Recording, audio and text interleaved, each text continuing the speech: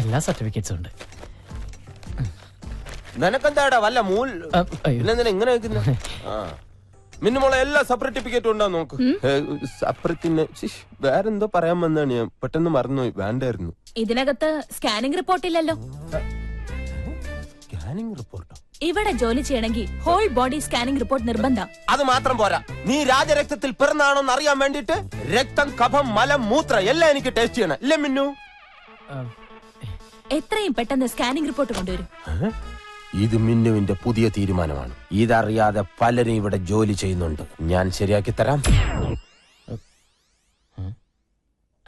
Madam, ആളറിയാതെ പറ്റിപ്പോയ അബദ്ധത്തിന് ക്ഷമ ചോദിക്കുന്നു. അതിനുള്ള ശിക്ഷയാണ് ഈ സ്കാനിംഗ് എങ്കിൽ ഞാൻ ചെയ്തിട്ട് വരാം. പക്ഷേ ഈ വേക്കൻസിയിൽ എന്നെ തന്നെ പരിഗണിക്കണം.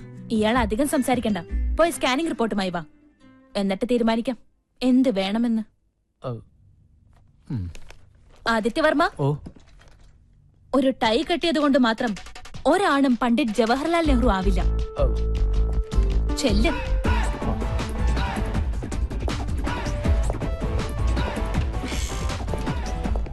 മേഡം, ഇതുവരെ ഇല്ലാത്ത ഓരോ നിയമങ്ങൾ കൊണ്ടുവന്ന് ഞങ്ങൾ വലഞ്ഞു പോട്ടാ. എനിക്കാണ് ഈ ഹെർണിയുടെ അസുഖം ഒരാഴ്ചയായിട്ട് മൂത്രം പോട്ടില്ല.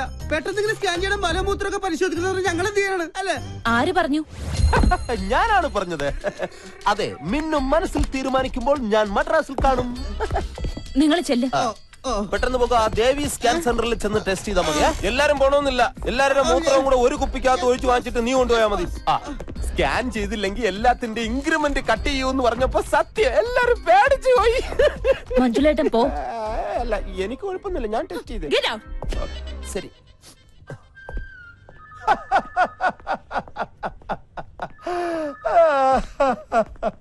നീ അവളുടെ കയ്യിൽ നിന്ന് ഒപ്പിച്ചത് 2000 രൂപ. അവളെ പേടിച്ച് നീ സ്കാനിങ്ങിന് കൊടുത്തത് 3500 രൂപ. അവളെ ആർക്കാടാ പേടി? പിന്നെ എന്റെ അപ്പനെ ഓർത്ത് ഞാൻ ശ്രമിച്ചതാ. അവളുടെ കയ്യും കാലും പിടിച്ചെങ്കിൽ ഞാൻ ആ GM-ന്റെ കസേരയിൽ നിന്നിരിക്കട്ടെ, അവളെ ഞാൻ വരച്ച വരയിൽ നിർത്തും. അപ്പൊ നീ വരയ്ക്കോ? ഇല്ല, ചെരക്കും. മിടുക്കൻ. നീ ആദിത്യവർമ്മ, ഈ സ്കാനിംഗ് റിപ്പോർട്ട് ഡോക്ടറെ കാണിച്ചോളൂ. എന്റെ കുഞ്ഞു തലക്ക് ഇത്ര വലിയ റിപ്പോർട്ട്? 7 ഗുളികനാ, സൂക്ഷിച്ചോ. നീ ഉള്ള ഗുളിക കഴിക്കാൻ നോക്കും. അല്ല, ഞാൻ കൂടെ വരാം.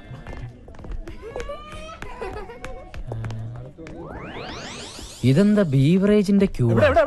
ദേ, ഒരു ചെറിയ നീണ്ട ക്യൂ ആയതുകൊണ്ട് പെട്ടെന്ന് അങ്ങോട്ട് പോവാ. ഇനിയിപ്പോ എന്ത് ചെയ്യും? ഒരു ഐഡിയ ഉണ്ട്. കൂടെ നിക്കണം. ജ്യോതിഷം പോലെ കുളമാക്കരുതേ. വാ. എന്തൊരു വിധി! കപട രോഗിയെ ഒറിജിനൽ രോഗി തള്ളുന്നു. അയ്യോ, അതെ അതെ. ഇതെന്തോന്നു? മരുന്ന് കുടിക്കാൻ പോണോ? ചോര. അയ്യോ, എല്ലാവരും ഒന്ന് വഴിമാറണേ. ഒരു രോഗിയാണ്, അപകടത്തിൽ തല ചെതറിയതാണ്. ഒന്ന് വഴി മാറണേ. എവിടെ നോക്കിയാണ് വണ്ടി? അതെ, ഞാൻ കണ്ടില്ല. എന്നാ ഞാൻ കണ്ടു. എടാ നീ, എന്റെ ചേച്ചി, അപകടത്തില് തലച്ചോറ് നെയ്ച്ചോറായി മരിക്കാറായ ഒരു രോഗിയാണ്. ഒന്ന് പെട്ടെന്ന് മാറും. ഒന്ന് ആന്റണിയുടെ മകൻ ആദിത്യനല്ലേ? എന്റെ കർത്താവേ, ഈ ചെറുക്കന് ഇതെന്തോ പറ്റി? അയ്യോ.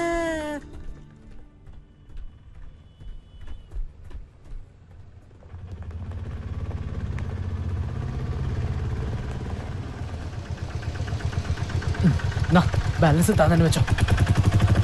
മിന്നു മേഡത്തിന് പോകുന്നു. അയ്യോ മേഡം, അയ്യോ. അതെ, സ്കാനിംഗ് റിപ്പോർട്ട് കിട്ടി, ഫിറ്റ്നസ് സർട്ടിഫിക്കറ്റ് തന്നിട്ടുണ്ട്. എത്ര വർഷം വേണമെങ്കിലും ജോലി ചെയ്തോളാൻ പറഞ്ഞു. തലയ്ക്കൊന്നും ഒരു കുഴപ്പമില്ല. ഇതാണ് എന്റെ തലകൾ. ഇപ്പൊ ഇയാൾക്ക് ആശ്വാസമായല്ലോ. ഇനി സമാധാനത്തോടെ വീട്ടിലേക്ക് പോയിക്കോ. അയ്യോ മേഡം, അങ്ങനെ പറയരുത്. ഇയാളുടെ തല സ്കാൻ ചെയ്യാന്നുള്ളത് എന്റെ ഒരു കുഞ്ഞു പ്രതികാരായിരുന്നു. അത് ഇത്ര പെട്ടെന്ന് താൻ തന്നെ സാധിച്ചു കരുതിയില്ല. ഓക്കെ, ഭാഗ്യമുണ്ടെങ്കിൽ ഏതെങ്കിലും ഹൈവേയിൽ വെച്ച്. അയ്യോ പോലെ, അങ്ങനെ പറഞ്ഞ ഈ 2 വീലറിന് തല വെച്ച് ഞാൻ മരിക്കും. എനിക്ക് ഒരു തവണത്തേക്ക് മാപ്പ് തന്നൂടെ? സോറി ആദിത്യവർമ്മ, ചോദിക്കുമ്പോ എടുത്തു തരാൻ മാത്രം എന്റെ മാപ്പ് സ്റ്റോക്ക് ഇല്ലല്ലോ. അയ്യോ, ഒരു കാര്യം മറന്നു. ഒരു കുടുംബത്തിന്റെ മുഴുവൻ ഉത്തരവാദിത്വം ചുമക്കുന്ന തലയിലേത്. ഇനി ഈ തലയ്ക്കൊന്നും സംഭവിക്കാതിരിക്കാൻ എന്റെ വക ഇതിരിക്കട്ടെ. ഹെൽമെറ്റ് ഇട്ടിട്ട് കാര്യമില്ല മേഡം, ജോലി.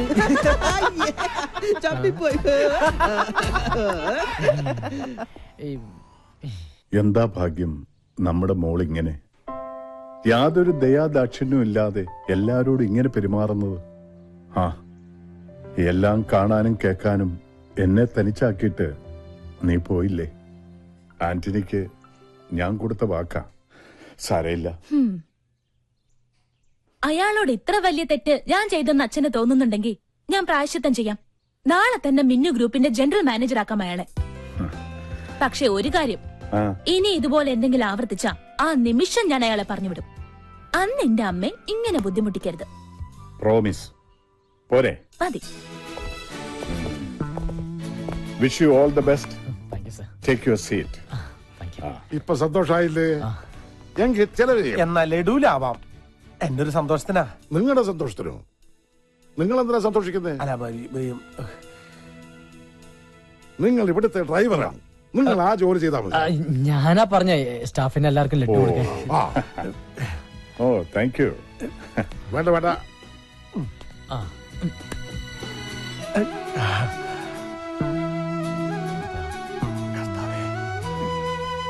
അളിയ ഒരെണ്ണം എടുക്കളിയ. ആന്റണി ചേട്ടന് കഴിക്കേ.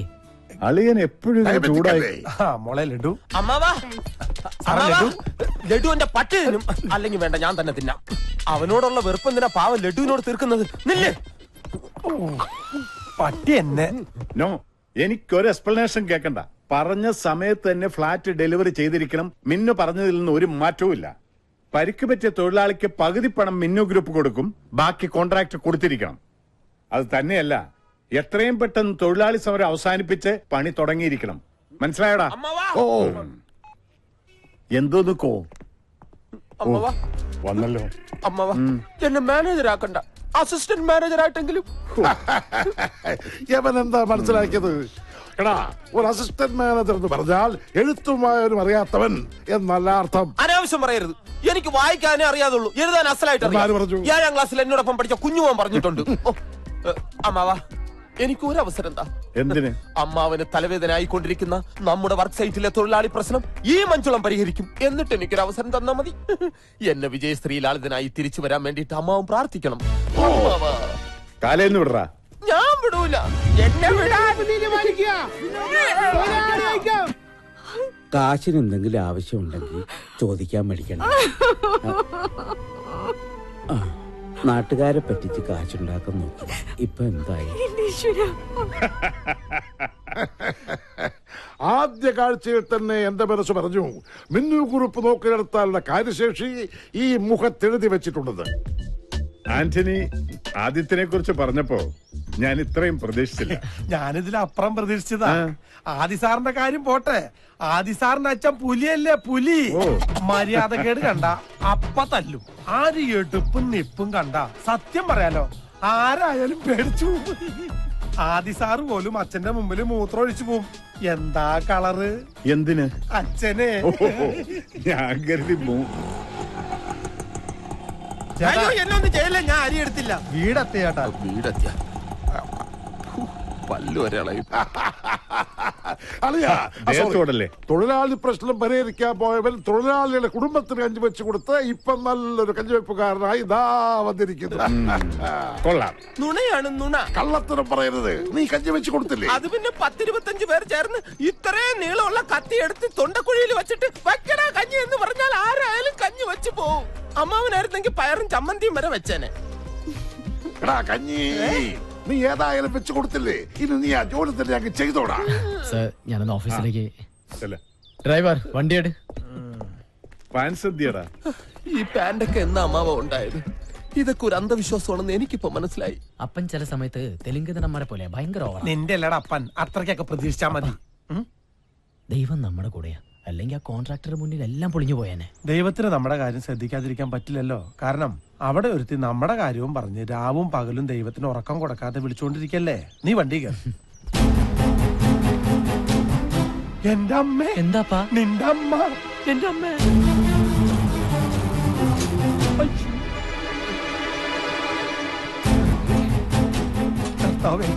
എല്ലാ കണക്കൂട്ടലും തെറ്റാൻ പോവാണല്ലോ. മോനെ, നിനക്ക് എന്താ പറ്റിയത്? അമ്മ, നമ്മുടെ മോൻ എന്താ അസുഖം? എനിക്കൊരു അസുഖമില്ല. ലക്ഷ്മി, നീ എന്തിനാ ഇങ്ങോട്ട് വന്നേ?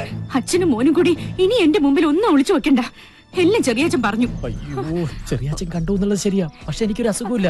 എല്ലാം ഇവിടെ പിടിച്ചേക്കാൻ വേണ്ടിയാ. അപ്പൊ ഒന്ന് പറ ലക്ഷ്മി. എല്ലാ കാര്യങ്ങളും വിശദമായിട്ട് പറയാം. ഇപ്പൊ തൽക്കാലം നിങ്ങൾ പോ.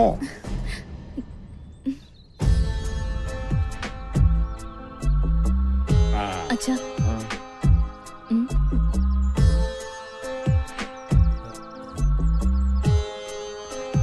ആന്റണി അതാരാ?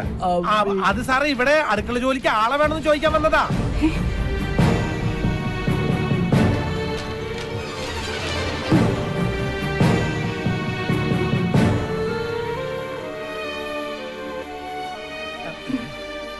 പറഞ്ഞൂലോ ഇവിടെ ആൾ ആവശ്യമില്ലെന്ന്. പോയിക്കോളൂ.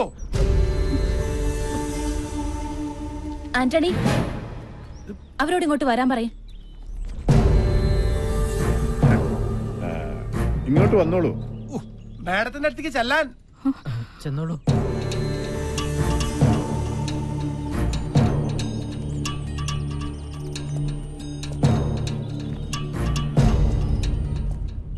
ഇവരെ നിങ്ങൾക്ക് മുമ്പ് പരിചയമുണ്ടോ? എനിക്കറിയാം സർ. ഇവരെന്റെ വാലിക്കാരിയാ. കോവിലകത്ത് കുറച്ചാൾ അടക്കളപ്പണിക്ക് ഉണ്ടായിരുന്നേ. ആ പരിചയത്തിൽ വന്നതാ. ഇവിടെ അടുക്കളപ്പണിക്ക് ആളാവശ്യമുണ്ടോന്ന് അറിയാൻ.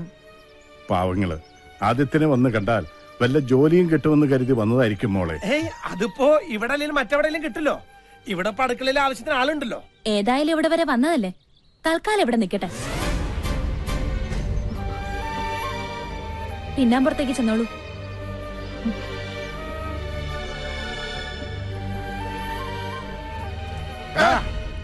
ഈ ജന്തു ഏതാ? അത് ഇവരൊരു ബന്ധുവാ. അല്ല, എന്റെ മോന. എനിക്കിപ്പോ ഈ ഭൂമിയിൽ ഇവൻ മാത്രമേ ഉള്ളൂ.